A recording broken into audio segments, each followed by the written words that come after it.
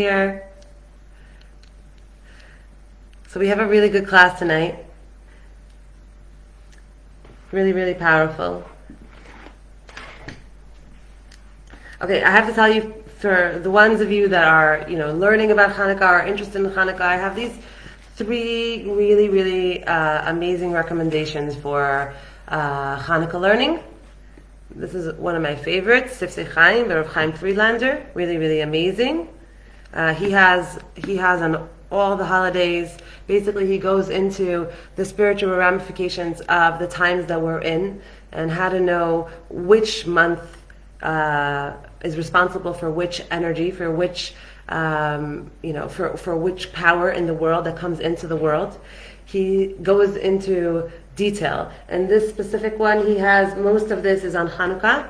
It talks about the power of Hanukkah. He talks about how to tap into the power of Hanukkah, what to do, how to think, all of that. Really, really, really powerful.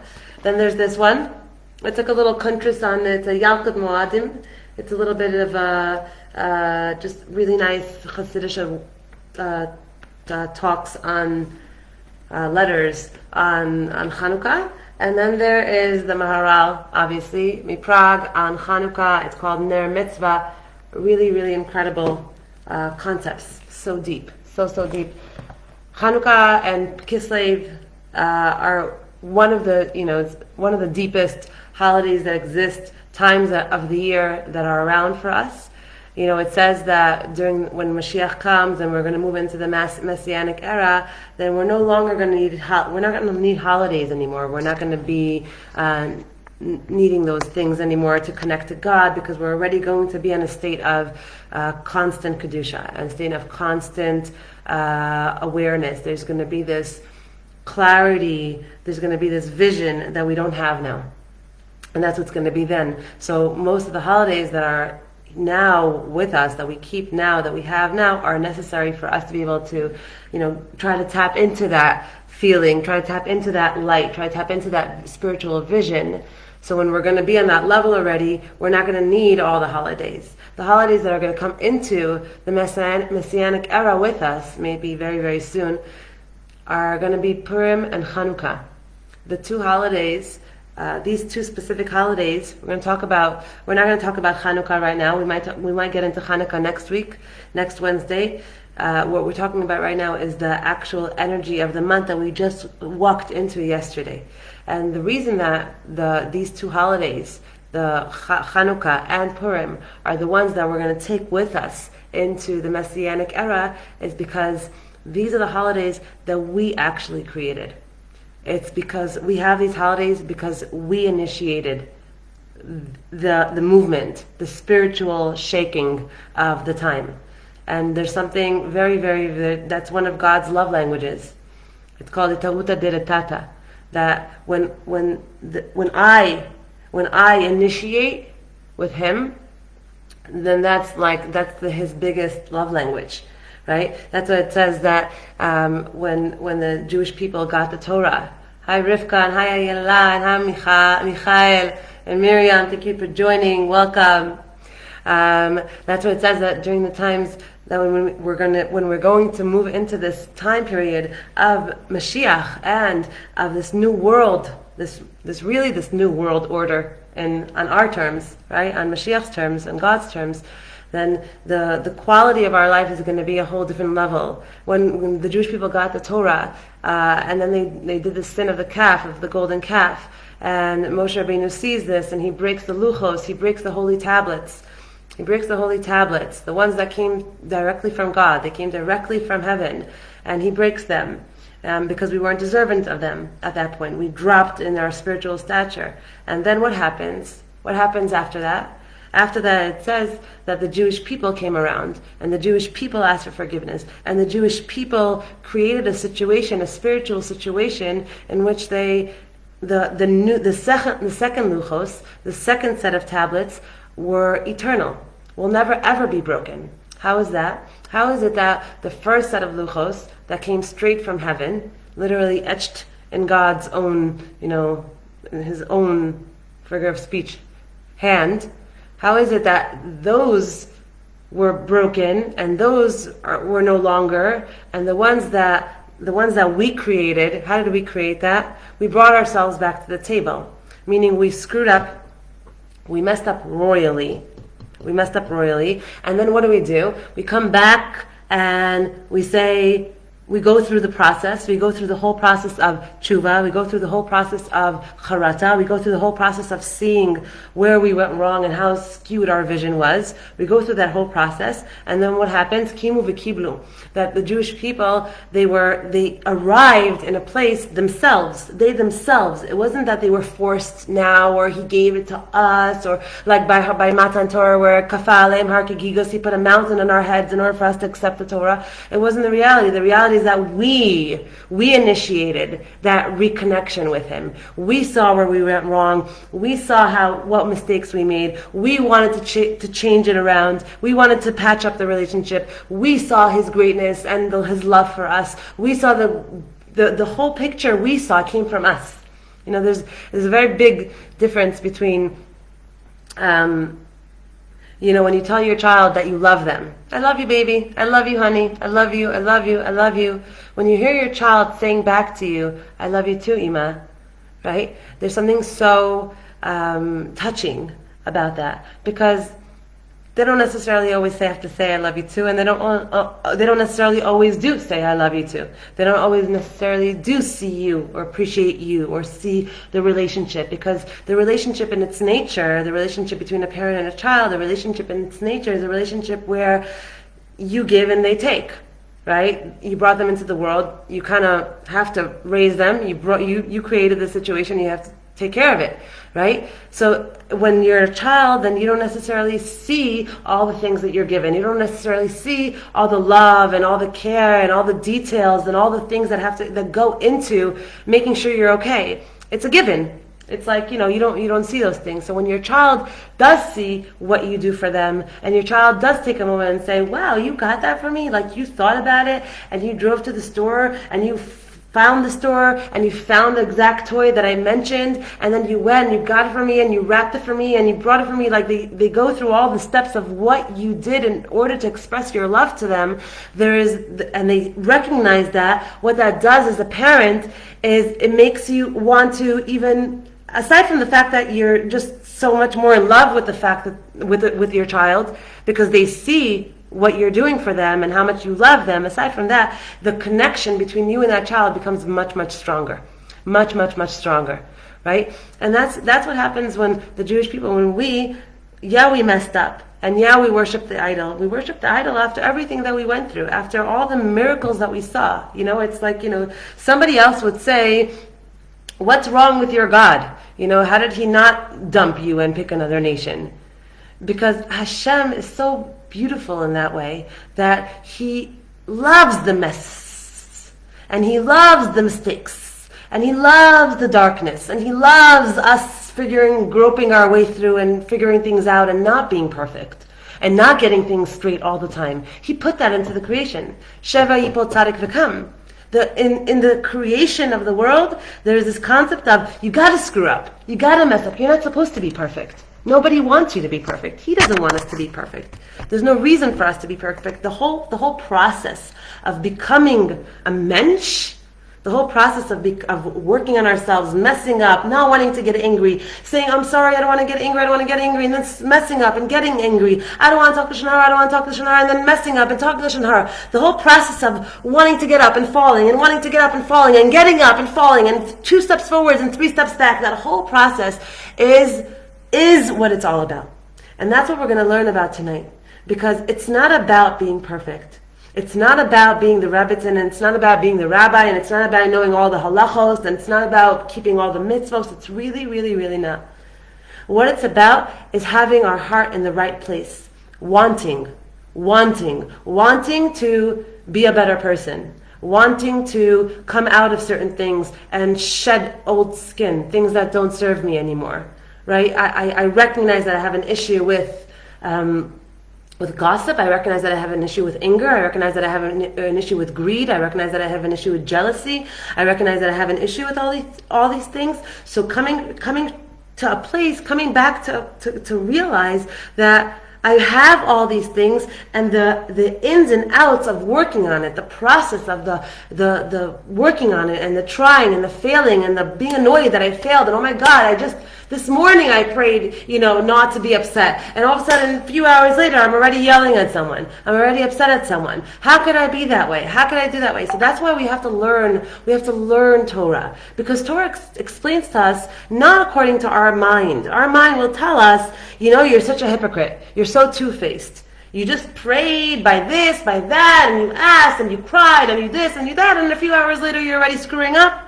So but that's a human way of thinking, because we're all or nothing. That's how we think. We're all or nothing. God isn't all or nothing. God is not about all or nothing at all. Just because you didn't succeed fully doesn't mean you didn't succeed. That's the thing. Even just the praying for it, just the praying not to be a person that's jealous, just the asking to remove these certain qualities from your being, because they don't serve me anymore. They don't help me in my life anymore. I don't want these parts of my life. I don't know how I'm going to get rid of it. I don't know how I'm going to work on it. I don't know if I'm strong enough. I don't know if I have what it takes. But just the act of wanting, just the act of praying for that and asking Him to help you, even if you're going to mess up another 1,000 times, in and of itself is growth. In and of itself, you're moving. You're moving. You're moving. You're moving spiritually 100%. You're moving. You're moving upwards. 100%. That's the thing. We have to know that oftentimes, us Jews, we have this mentality of, wanting to get it right and wanting to be perfect and really wanting to serve our Creator with everything that we have and doing the right thing. And then when we don't, because we're human, then we kind of throw in the towel and then we throw the baby out with the bathwater. And that is the Yetzer Hara. Straight up, that's the Yetzer Hara. Straight up, that is false thinking. It isn't MS. It isn't real thinking. The real thinking that has to come along is, this is life.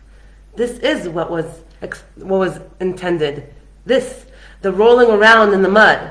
This, it's the not getting it. It's the not understanding. It's the falling. It's the screwing up. It's the messing up. It's the getting up. It's the praying. It's the, I want to be better. I want to get it right. I want to do the right thing. I want to stop with this.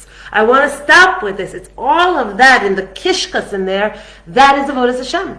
It's not about end result.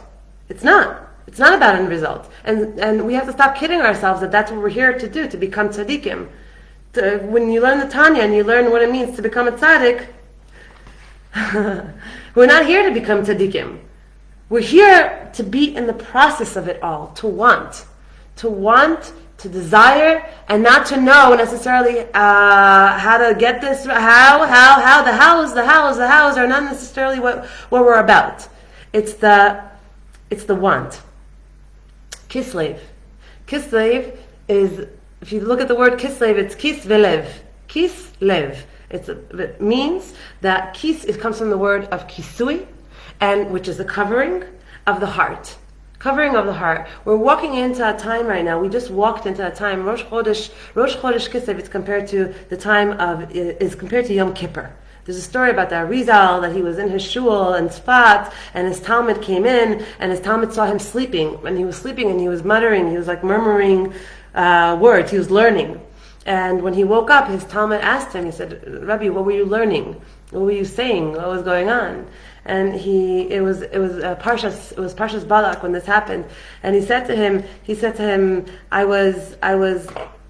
if I would speak to you now for the next 80 years, I wouldn't be able to explain to you fully in depth the kind of understanding that I got in Shemaim of the whole Balak, Bilam, and the donkey story. I'll never be able to fully bring it to you and this all happened on Rosh Chodesh Kislev. And he said in Shemaim, it felt like Yom Kippur. That's what Rosh Chodesh Kislev felt like. And it brought down another sparm also, that Rosh Chodesh Kislev is on a level, it is on the spiritual level of Yom Kippur. So this month that we're walking into is a very deep month. It's a really, really deep month that we're in right now. Super deep. I'm telling you. This is just like, here, I'll just show you for a second. Literally, all of these are about the month of Kislev and Chodesh Chanukah, and about Chanukah and the light of Chanukah. So much depth to this time. We're just going to really touch on one little point, and let's just take what we can get from this one point, okay? Because we can't sit here and learn all of this, even though that would be fabulous. But let's do what we can, because that's what it's all about. We're only expected to do what we can. Okay, and all of this black or white mentality, needing to get it all right and needing to be perfect, that's Yetzer Hara, 100% Yetzer Hara, and that's not what God wants. So this concept of Kislev is that the Lev is a kisui, that we're moving into a time right now with Kislev that it's a time of winter, and Kislev is also spoken about in terms of sleep, that there's this spiritual sleep that happens. There's this energy of slumber that happens, that we're moving into the month of a winter. We're moving to the winter months right now, where the days are shorter and the nights are longer. All of this is metaphoric for spiritual, what's going on the spiritual level, what's going on inside of the spiritual world that we're talking about, right? What we see in the physical world around us, all the stuff that we see in the physical world around us, the time that we're moving into right now, where the days are longer and the nights are shorter, right? And the time is colder, and there's more of this there's more of this going inward. Okay, that is all. The reason that it's like that on a physical level is because it's like that on a spiritual level. That's what's happening spiritually. That's why we're experiencing that physically. So what does it mean spiritually? So I see physically that the world is getting darker. Also spiritually, we see that the world is getting darker earlier. We see that it's colder. We see that people move inward more. Okay, it's more of an internal time. So this whole kis velev, this whole kisui lev, is a time where, in essence, all of what we're going to see in the spring and we're going to see in the summer, it's all happening right now, but we can't see it. Okay, you can't see it. You can't see the seeds under the ground, and you can't see the trees blossoming. There's nothing going on in front of our eyes. In front of our eyes, it's dark, it's gloom, it's cold, it's let's go inside, it's gray, the trees are bare, there's nothing really going on. But when do we see what's going on now, really? When are we going to see what's really going on now? Because when we look at what's going on, there's nothing going on. But when do we see what's really going on? Because there is a lot going on right now. What's really going on right now? When do we see it? We're going to see it later. We're going to see it in the spring. All of a sudden we're going to see all the blossom, and we're going to see all the fruits, and we're going to see all the trees and everything blossoming, and we're going to see all that coming out. When was all of that cooking? All of that was cooking right now.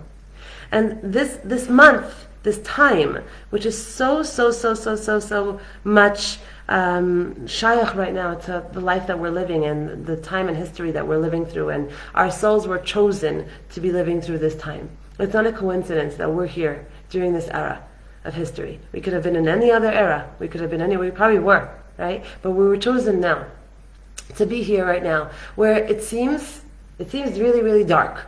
It seems pretty dark. It seems pretty harsh. It seems pretty din. Okay, that there's a lot of din. It seems like there's a lot of din. We also see rachamim, we also see chesed, for sure, always. There will always be, right? Yad yamini mekarevet, yad smol docha. There's always that element of, we see the din, but we also always see the chesed of Hashem. But it's pretty dark. The world is pretty dark right now. And the message of Kislev, there's so many messages of Kislev, but I specifically chose this one message that I very much connected to. That the message of Kislev is like this, is that what you see doesn't necessarily mean that that's what you get at all. What we see right now, which can feel very empty and dark and lonely and scary, and where do we go and what do we do and what will happen and where are we going to end up with all of this and where is all this going, and how come all of our holidays are being targeted, and how come our shuls are being targeted, and all these things that all in under a certain umbrella of health. It seems like this is not going to go away anytime soon, and this is turning into some kind of a nightmare, right? Let's just call a spade a spade. It's turning into a nightmare. It feels like it has been. We were hopeful that it's going to just end, but it's evolving and it's taking shape in all different kind of ways. And what Kislev is here to teach us is like this. when Haman comes to, and this is so metaphoric and so deep, listen to this, when he comes to Achashverosh and he tells Achashverosh, Yeshno am echad, mefuzar u'mefurad ben ha'amim, there's one nation that is mefuzar, that is scattered, and mefurad, and that's separate, ben ha'amim, from all the nations, and he says the Jewish people, they're scattered and they're separate amongst the nations. Over there, the Chassidus explains to us, Yeshno comes from the word, the Lashon of Yeshen. There's a nation that's sleeping, and their leaders are sleeping. We're talking spiritually. The nation is sleeping, and because they're sleeping, they're separate. And because they're sleeping, they're separated spiritually. They're separate. They're not. Their forces are not together. They're not united. When we are awake, then naturally we're united. Naturally, our forces we congeal. We look for achdus, we look to give, we look to connect, we look to love, we look to embrace, we look for that, right? But when we're spiritually asleep, when inside we're asleep, when our hearts are asleep, what happens to us then? And I'm going to explain all this on a very practical level soon. When we're spiritually asleep, when our hearts are asleep, then naturally we're much less connected. Naturally we're just every person to themselves. Every person to themselves. And when we get to a place where every person is to themselves, we get weak. We get weak. Just like it says, Tovim Hashnayim min ha'echad. What's the idea of Tovim Hashnayim min ha'echad? When you have two people, it's much more powerful than having one person. It's a double whammy. Why? Because when you have two forces joining together, then it's a much more of a powerful force. The impact that these two people can have, the journey that they can make, the people that they can impact, all the things that they can do is a lot more powerful than one person. And that's the same thing that's going on energetically inside of the Jewish people. The Jewish people, when we are at a place of connection, we're in a place of awake. We're awake because it's natural. When we're awake, it's natural for us to connect. That's how we are. That's how we're programmed. That's how we're set up. That's why we always like to live near each other and invite each other and be next to each other. There's always like this feeling of wanting to be a part of something for us. A community, a something. There's always this feeling of wanting to be a part of something, wanting to be connected, because that's part of our soul. That's part of our pintel yid. That's part of what makes us who we are. So when he says that there's a nation that's sleeping, that's asleep, and that's why they're separate, and that's why they're scattered, this element of sleep is very much during this time of Kislev. If you open up the Zohar talks all about Kislev and sleep and Shana. It's very much connected. That the energy, and it's spiritual, now I'm not talking about physically, saying spiritually, when the energy is an energy of sleep, what happens? What's the point of sleep? What's the point of sleep? The point of sleep is to sleep in order to wake up. Sleep in order to feel rejuvenated. Sleep is always a means to an end. It's not an end in and of itself. When is sleep a problem? Sleep is a problem when it is an end in and of itself. That's when it's a problem. That's when it turns into a problem. Right? It turns into a problem when do you know when someone is depressed? When they sleep a lot. When sleep is just it's the end all. Sleep is not meant to be the end all. Sleep is not the end. Sleep is the means to the end. What's the end? The end is itorut. The end is to wake up rejuvenated. The end is to have more energy. The end is to wake up, to come back to a reality where you're more awake.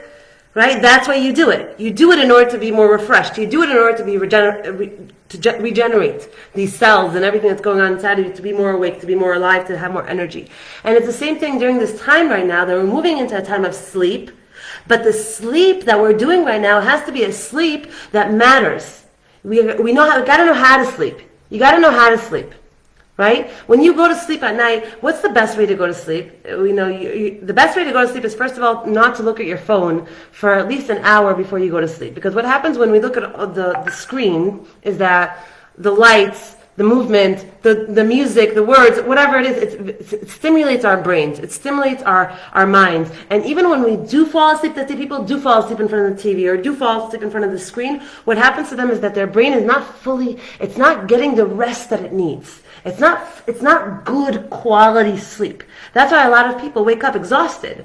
Why do they wake up exhausted? Because they fell asleep on their phone, or they fell asleep listening to something or watching something, and they wake up tired. Because even though they fell asleep, they're not sleeping right.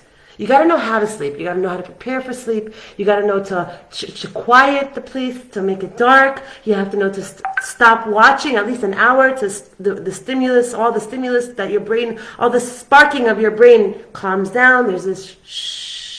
And then while you're sleeping, the act of sleeping and sleeping correctly and sleeping right, then it regenerates all the cells and it gives you all of the things that you need. And it really, people, I've heard this from my teacher in seminary, that he said that it's written somewhere. I haven't heard it anywhere since. It doesn't mean anything. I trust him. He's a big Talmid Chacham, a really big source. He said that a person that doesn't sleep enough dies young, loses time. Okay, and he said that why? Because the act of sleep is so important. But sleep is not an end in and of itself. It's an act in order to.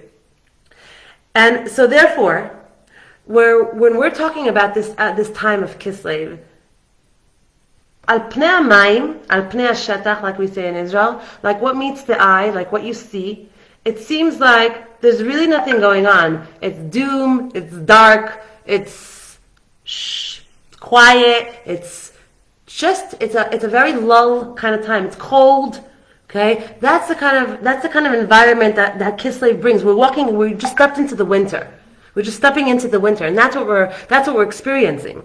And he says like this, he says on a spiritual level, it seems like it's just like dark and we're just waiting for the summer and we're just waiting, but the time right now is going to determine the quality of our spring. It's going to determine the quality of our summer. It's going to determine the quality of our vegetation. It's going to determine the quality of when we're awake.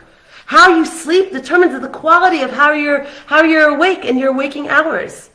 Right? If you're not sleeping enough, how do you feel when you sleep 3 hours a night? How do you feel when you sleep 2 hours a night? You're not awake when you're awake. That's not really being awake. That's like sleepwalking.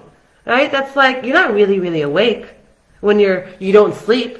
You're going through the motions, but you're exhausted, and you're much more likely to get upset, you're much more likely to lash out, you're much more likely to be emotional, right? You're much more likely to be that way because that's because you didn't give yourself what you needed.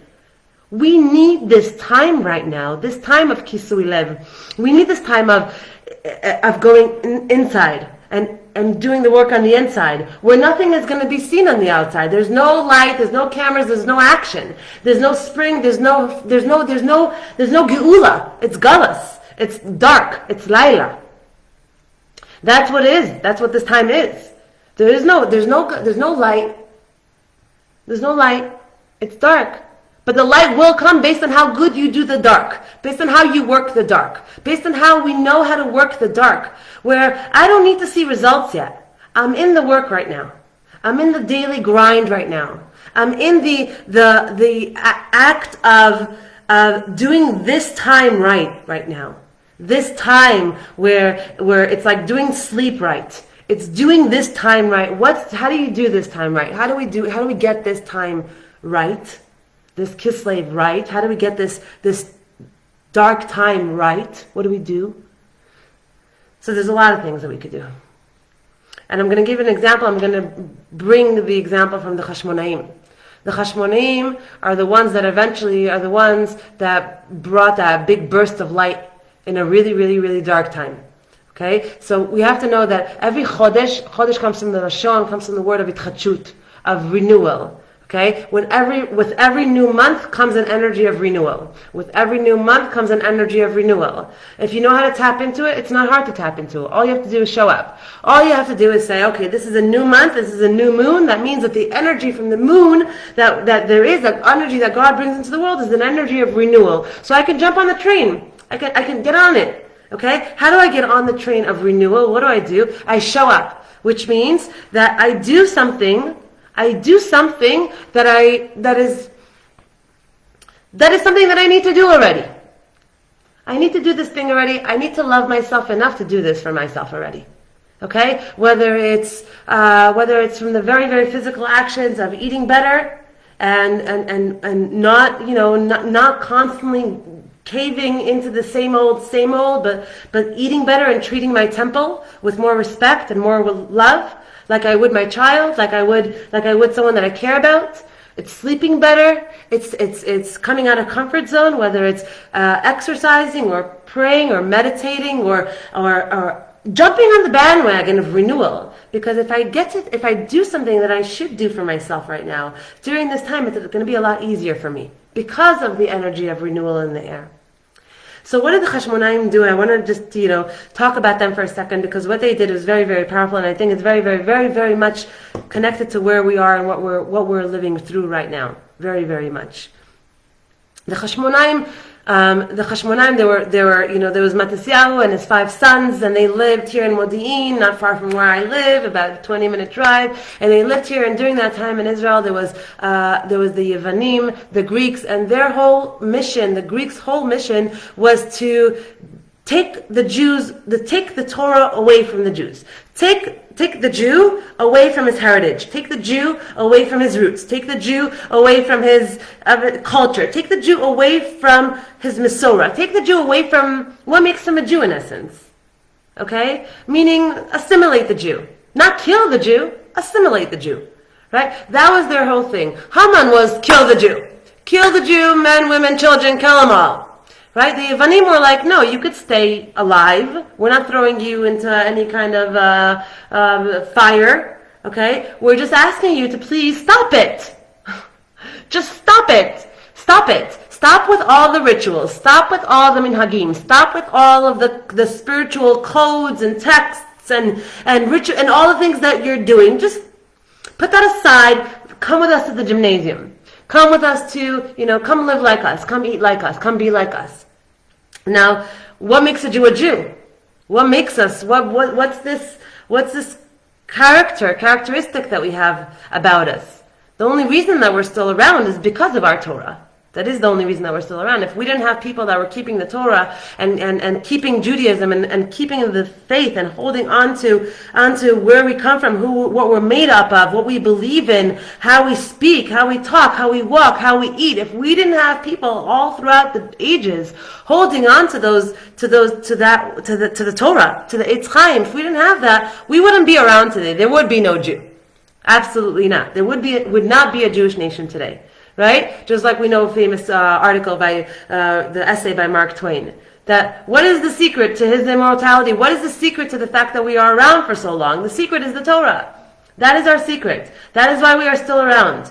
It was always like the guy with the beard and the payas. That's who they want to get. That's who gets on their nerves. That's who bothers them. It bothered Haman. It bothered Achashverosh. It bothered Antiochus. It bothered all of them. It bothered everyone.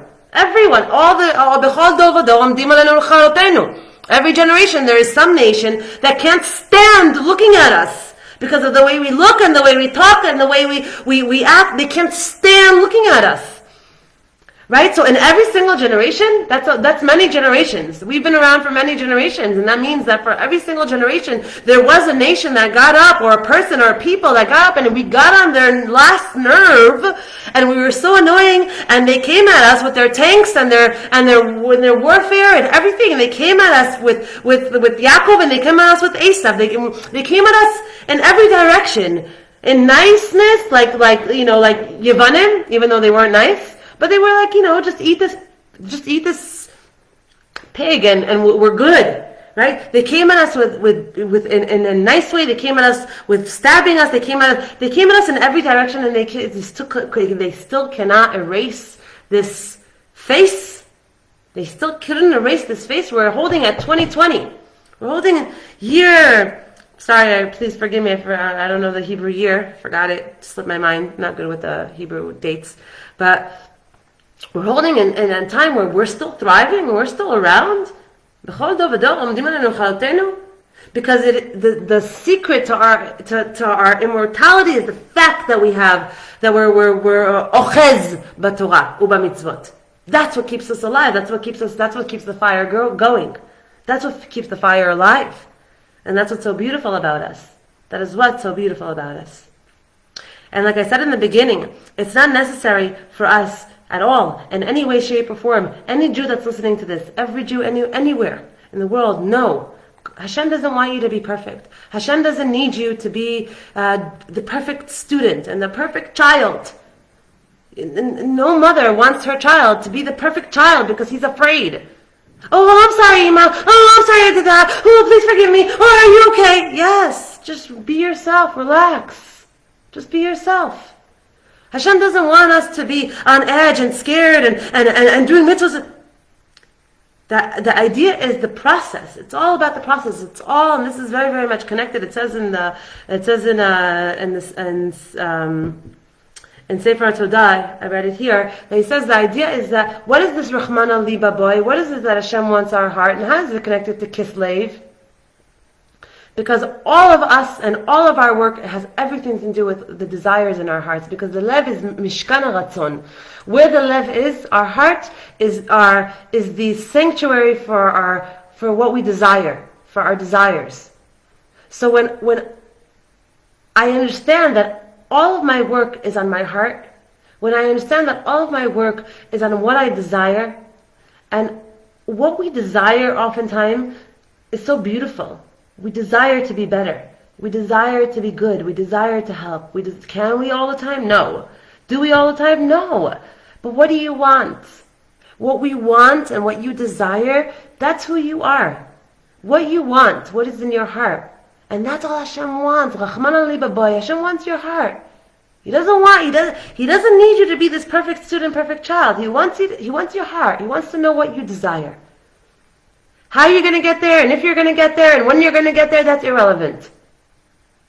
The job of this Chodesh of Kislev is to remove the kisui ma'alev, is to remove this covering from the heart, this almost like this, like the bris milah, right? Umal Hashem es levavchem, ves levav zarechem. Hashem kind of peels the kisui, the erla from our hearts. That erla of like just telling God, I don't have much to show for myself. I don't do so much, and I don't know so much, and I don't. But I want so much. I want so much. And I desire so much to make a dent on this world before I leave it. And to impact people's lives and to help. And to be a light like you want me to be. I don't know how. You know how. You know how. I don't know how. But that's what I want, Hashem. I want to make a difference with my time. I want to live a better life. I want to impact people that I come in contact with, that when they walk away from me, they feel better about themselves. And they feel better about their lives. And they feel better. They just feel better. That's what I want, Hashem.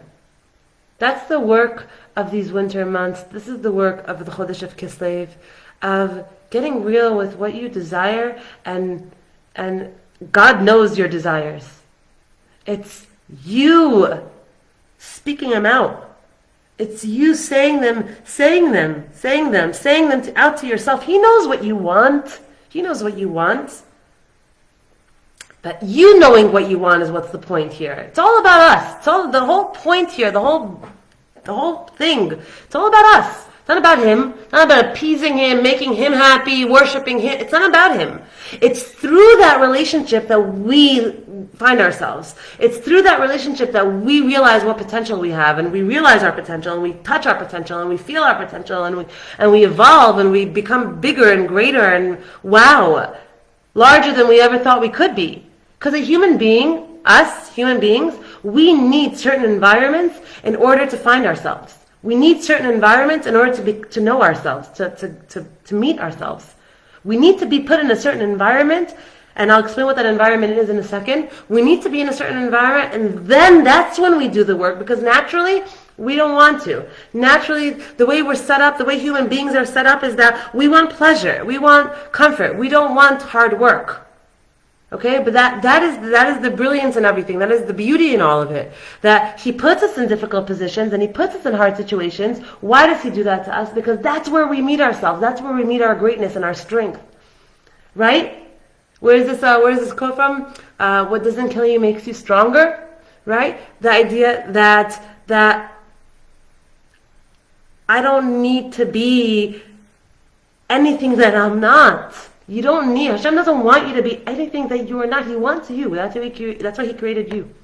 He didn't create pen of Rebbitzin or rabbi or leader or monk or whatever, whoever you follow. He didn't. He created one of each because he wants one of each.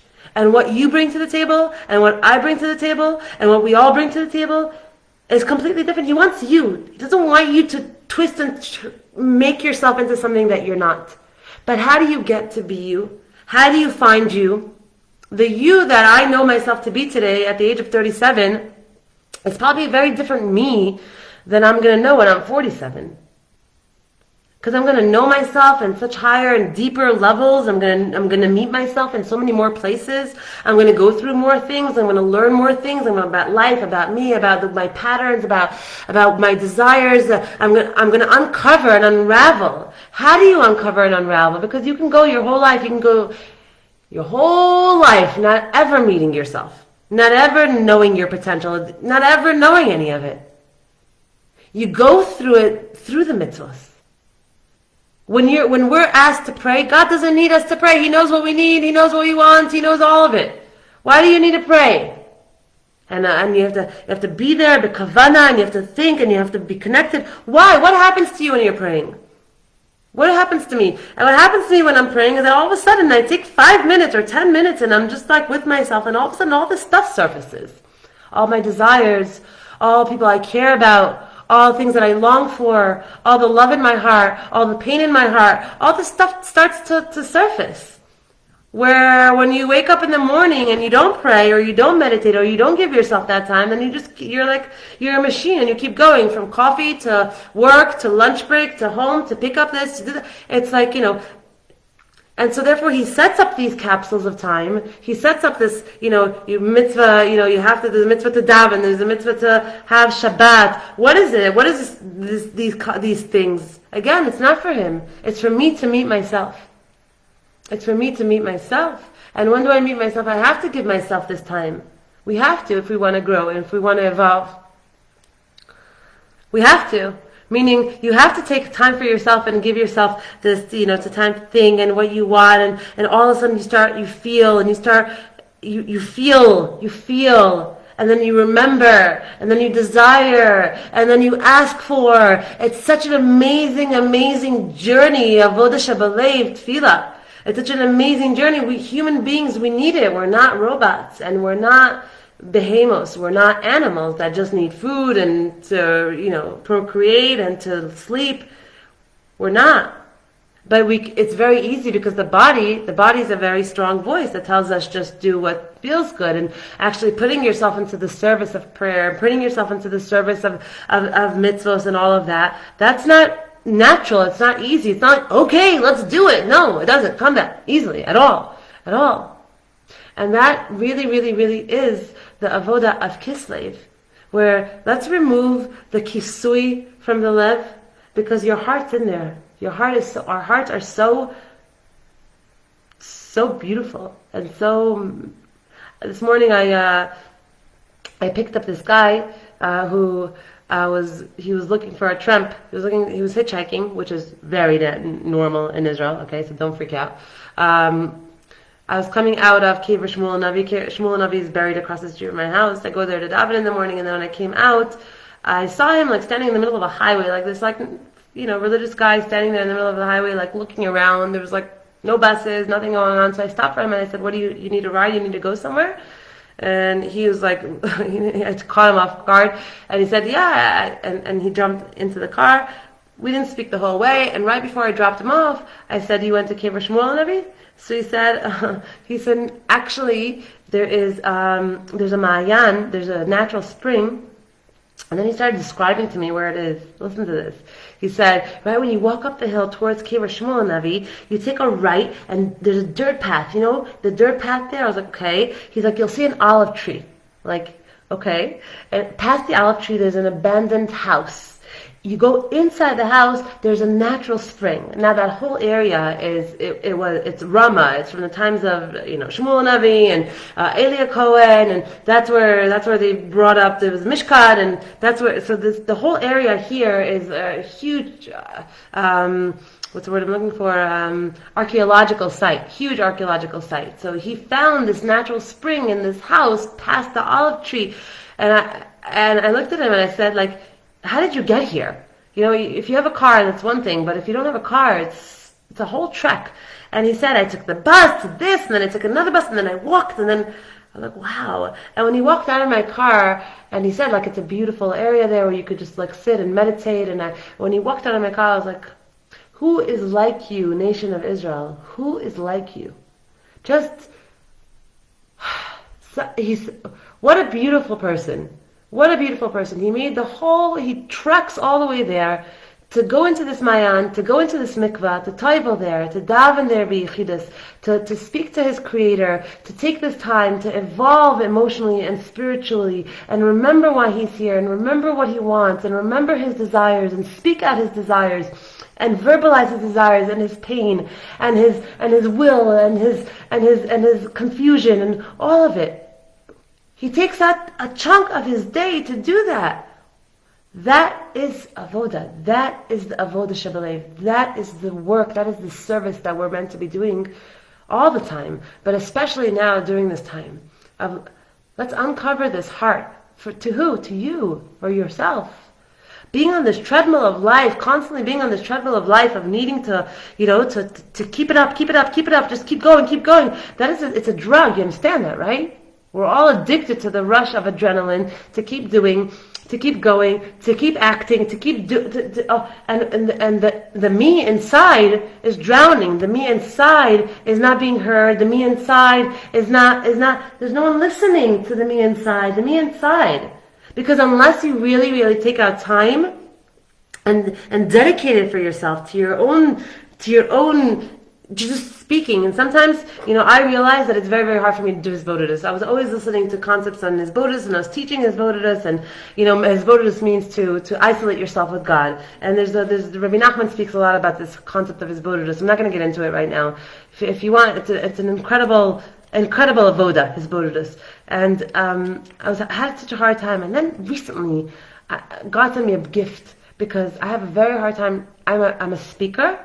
But when it comes to speaking to God in Hisbodedus, I find myself tongue-tied every single time, and it really, really hurts my feelings that I am. I feel like, why am I tongue-tied? Like, I'm a speaker. Like, it's even in my name, Devorah. Like, I'm a speaker. My whole thing is to communicate. Daga belevi shisachena v'dvar tov yisamchena. Like, that's my pasuk. Daga belevi shisachena, sicha, talking. My whole thing is communication. Why is it that when I am in Hisbodedus and I want to talk to God, I'm tongue-tied? Nothing comes out. I get tired. I don't know what to say, and so I got a big gift. I got a big gift this past month, and that is that I found this woman, and she was saying how she was saying like exactly what I just told you.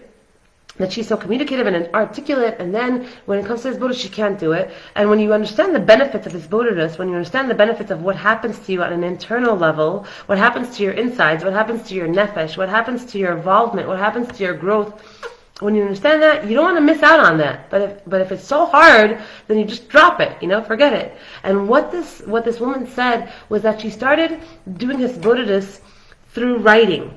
She would write journals to God. Every night she would just write and write and write. Instead of speaking, she would write.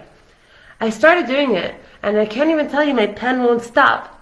My pen won't stop. And I noticed that the experience, the process of doing this, and all the stuff that comes up, and all the stuff that you feel, and also some stuff that you realize about yourself, and about life, and about your desires, and about your dreams, and about your goals, that you unless you write it, or unless you say it, or unless you pray it, or unless you communicate it, it's underneath, it's dug deep inside you. You're not in touch with it.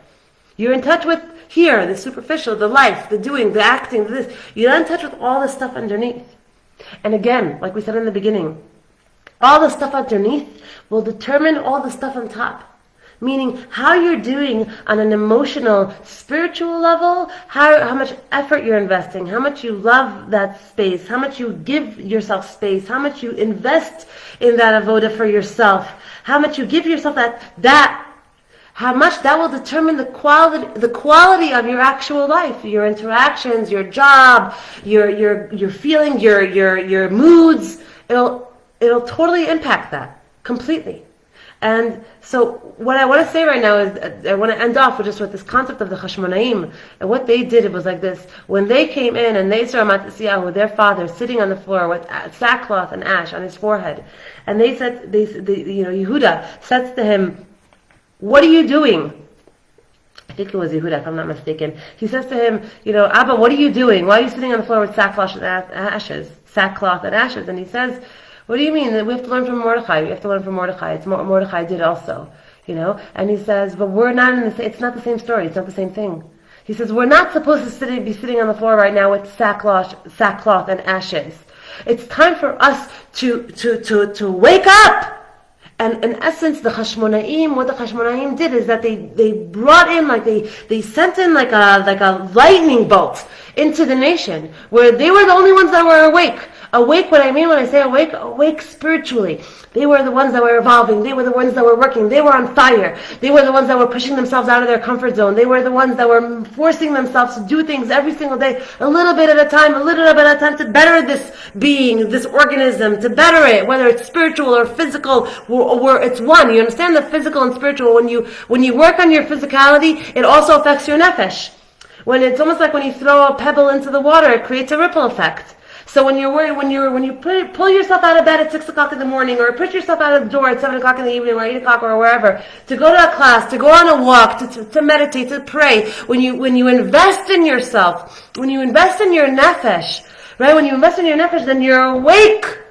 You're awake. You're not asleep. You're not asleep. Asleep means the nefesh is not important. The me, the inside of me, the my feelings, my emotions, what I want, my desires, my dreams, my goals, my aspirations, my fears, all of that, I don't listen, I don't pay any attention. If they come up, because they come up all the time, all of a sudden a feeling comes up. What does it mean to get triggered? What does it mean to get triggered? Why do we have triggers? Because we're not taking care of this internal emotional world of ours. We're not listening, we're not asking. So when you sit down with a pen and paper and you start talking and you start talking out your conversation with God, and you're writing it down, or you're speaking it out, or all the things that I just said before, when you're doing that, you're making space for the nefesh. So when there's space for the nefesh, and the nefesh starts to come out, and the nefesh starts, and it's all on the surface, it's all coming to the top, then you don't get triggered as often. Not at all. Not at all. When do you get triggered? When there's a child inside that's being ignored. All the things that are inside that are being ignored. What is self-love? What is self-love? Self-love is not necessarily only getting your nails done. Self-love is doing what you would do to someone that you love. Treating yourself the way you would someone you love. And why am I talking about this in context? Because it's all connected, my friends. It's not self-love, exercise, eating well, and Torah. It's all 4 different categories. It's all connected. It's all part of learning and knowing how to live your life and do this in the right way, and not shoot yourself in the foot.